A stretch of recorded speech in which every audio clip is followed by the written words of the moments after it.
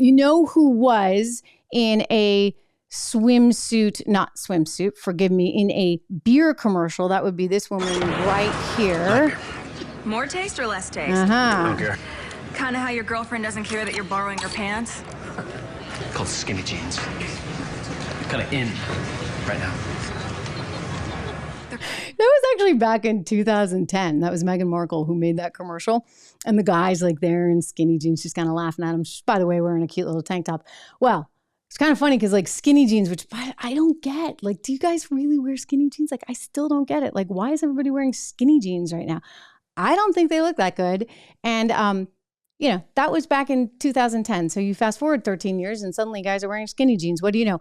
The Duke and Duchess of Hazzard. I love this cover from the New York Post. Leave it to the New York Post. They always have good ways of spinning these things. So if you've been following this, there was this big uproar that happened because Meghan Markle and her husband Prince Harry were getting some big award from Gloria Steinem in New York City and apparently were chased all over the city for some 2 hours in a high-speed chase that left them so scared and so nervous because, of course, how his mother passed away, and that was very unfortunate. But it was a little bit strange because the PR person for Meghan and Harry came out and said, it was this really stressful day. It was a big deal, right? Made this statement, and the city had to say, oh my gosh, like, we're so sorry.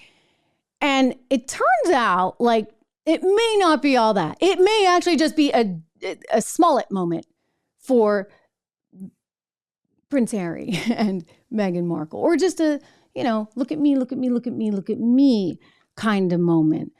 I'm just going to say something I think is kind of obvious. Like, I lived many, many years in New York City. I went to school there and then worked there for many years. Lucky enough to get out, but I did live there for a long time and still go back occasionally. So if you want to go from, say, the Upper West Side to Battery Park, which is at the very, very end of the island before you actually go into Brooklyn, you can see the Statue of Liberty from down there. Battery Park, very, very nice area, actually. If you were to go down there and there's no traffic, so you'd be at high speed, right? Because you have to have no traffic to be at high speed. Let's be honest, like everything kind of goes at a snail's pace in New York City because you're in traffic. So nobody's speeding through the roads for 2 hours. But if you were speeding and you had no traffic, and on a good night, you could get on the West Side Highway and have no traffic and go from one end to the other, Upper West Side, right down to Battery Park, and you might be able to do it in 12 minutes, right? That'd be pretty good, 12 minutes. So how did they spend 2 hours in a high-speed chase all over New York City? Dare I point out the obvious? And more has come out. Apparently, their security detail left them. Somehow they got in a cab because they didn't want anybody to know where they were staying, which was on the Upper East Side. And now the cab driver's saying, they seemed okay. He knew who they were, and they didn't seem quite as frazzled as their PR person made them out to be. But, hey, I guess they want to milk the moment, if you would.